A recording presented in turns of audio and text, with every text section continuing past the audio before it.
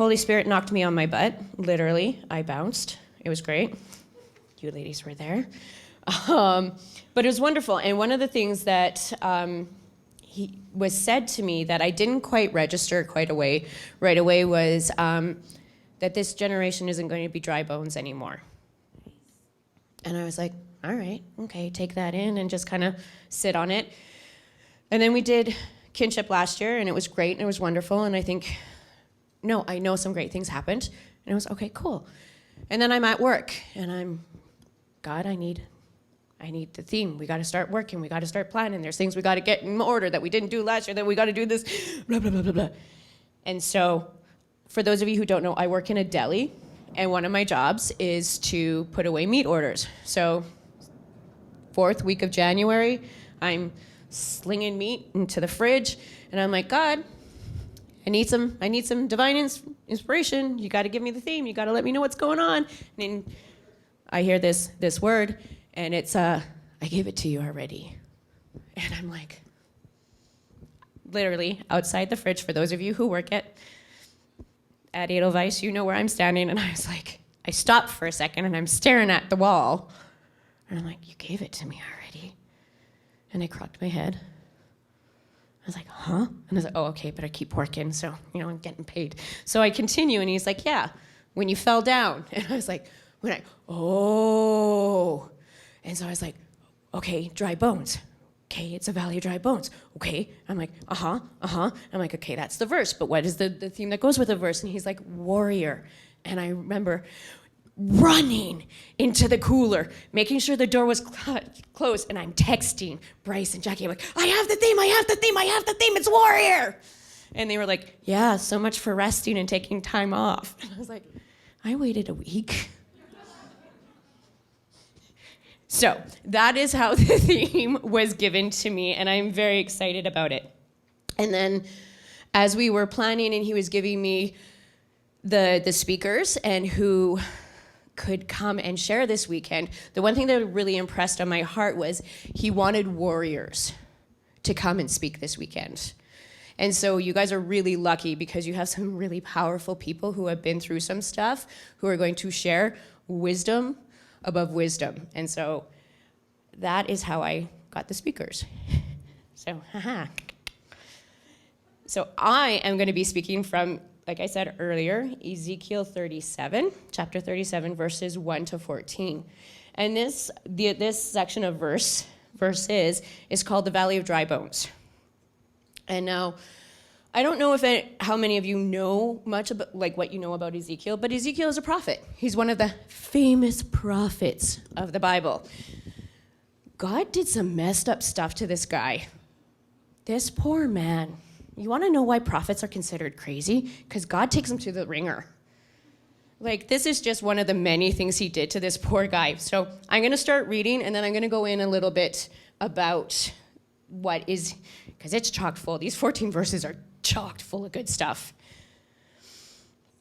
So we're going to start at verse 1. The hand of the Lord was upon me, and he brought me out by the Spirit of the Lord, and set me in the middle of a valley. It was full of bones. He led me back and forth among them, and I saw a great many bones on the floor of the valley, bones that were very dry.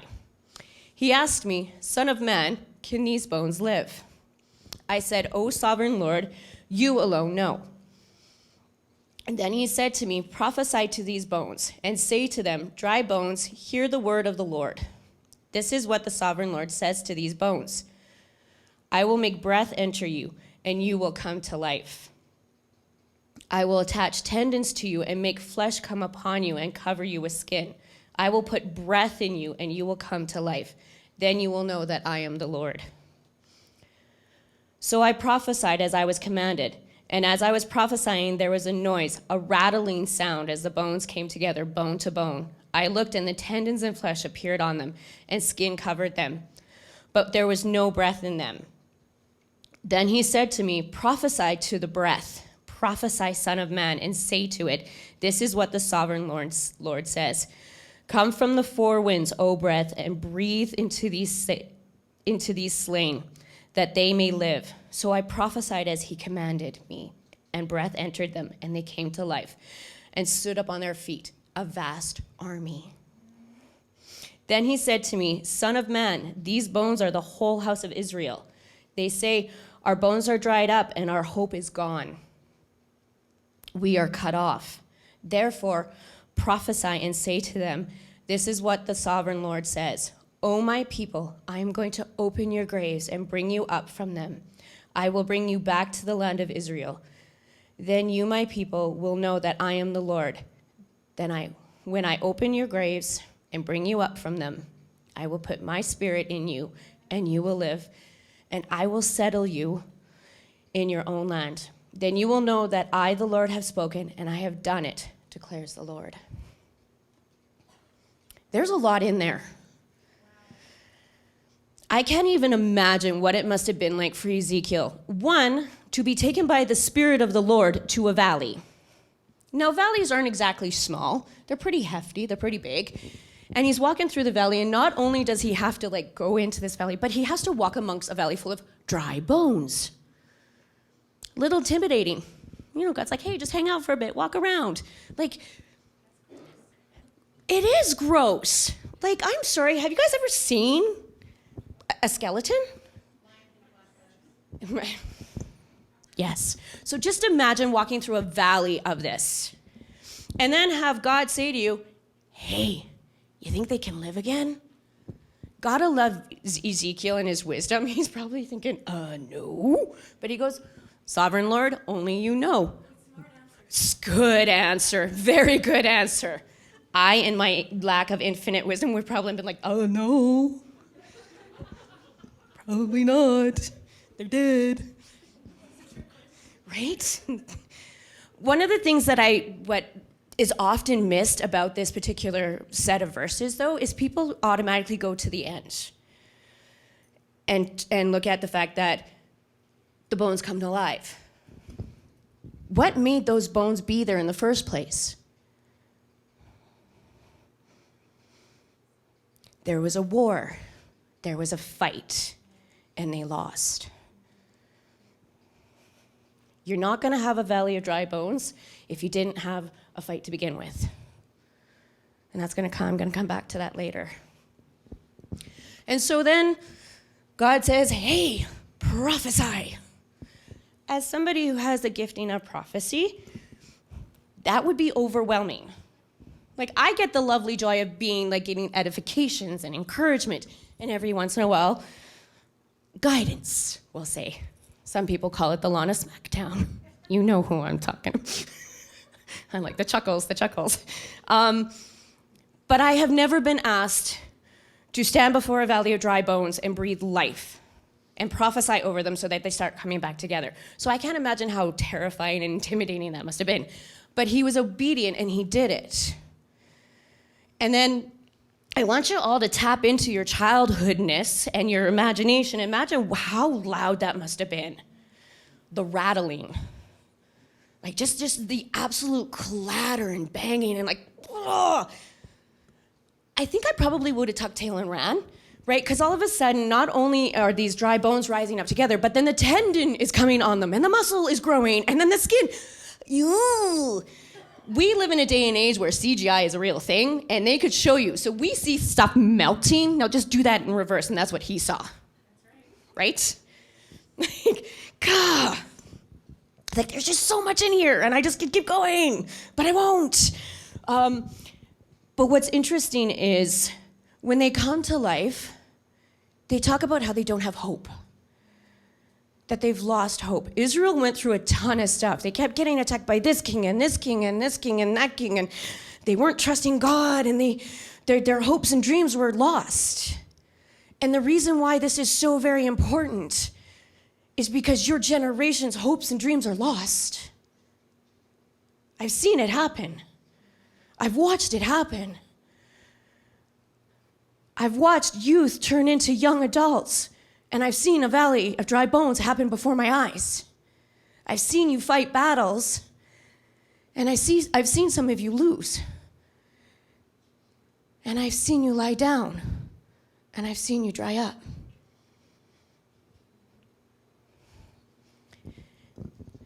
And I'm not faulting you for this.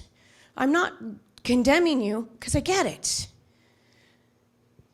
One of the things that I really hate that's been done to you is the millennial title.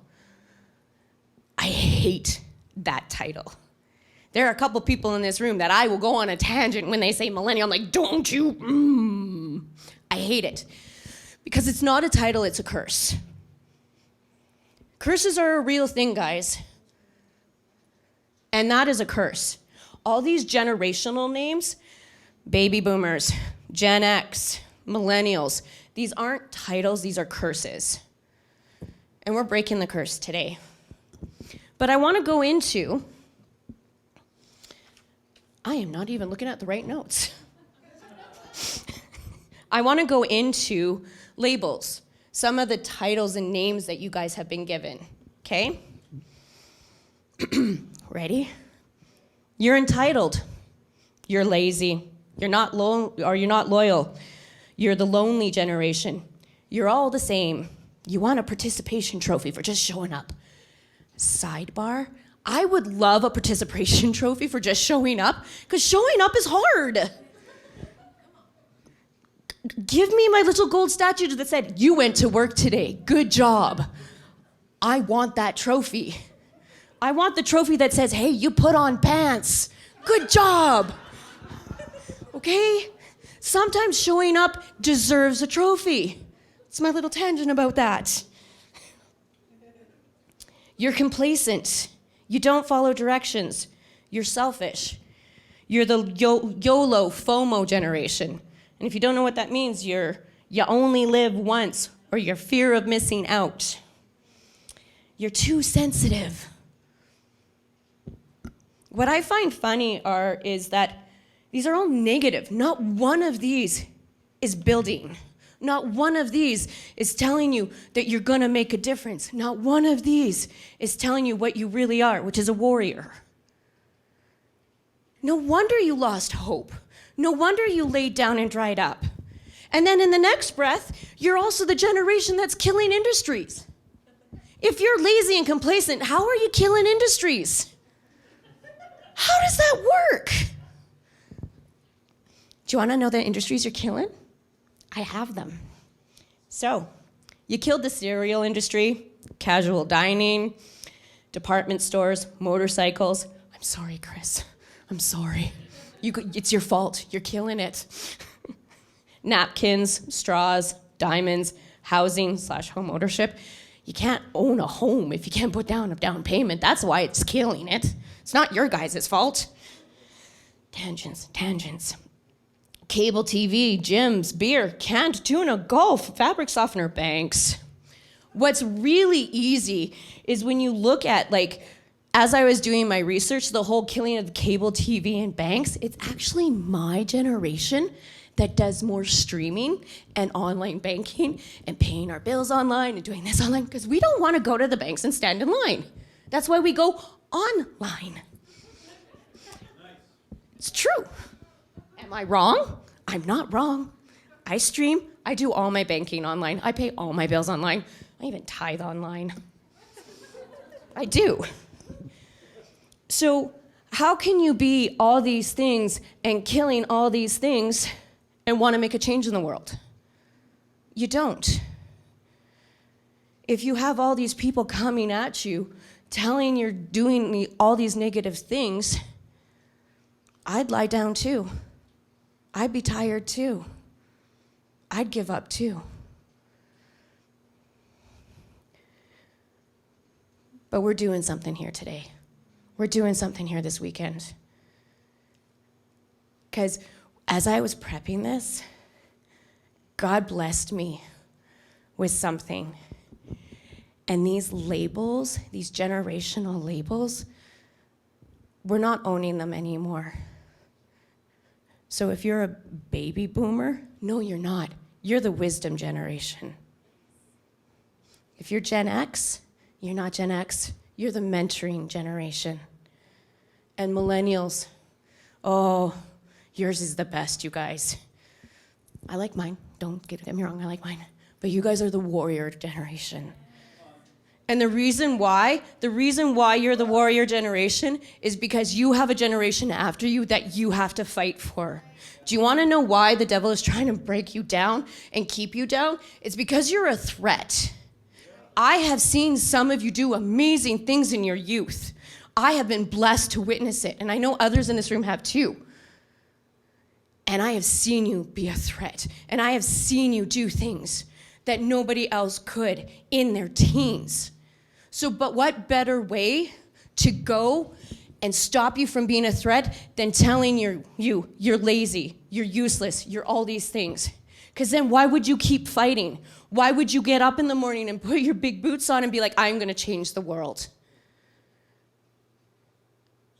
It's time to wake up.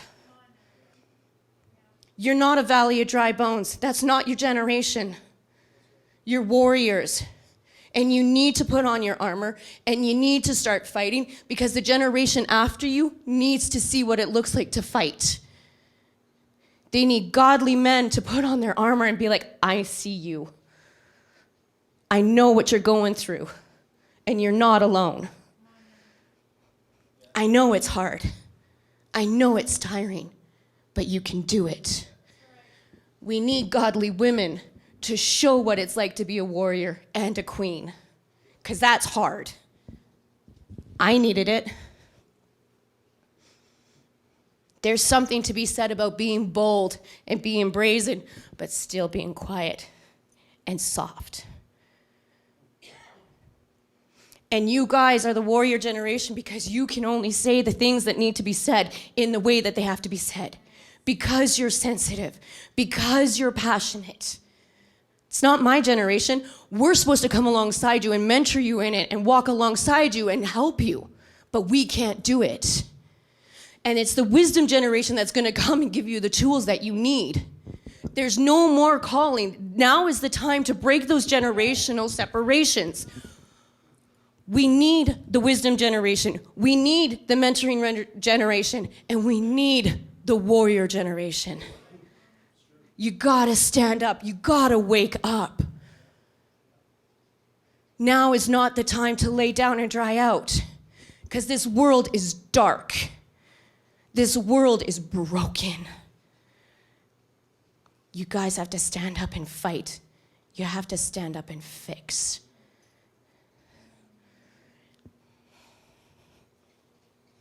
And I want you to know something.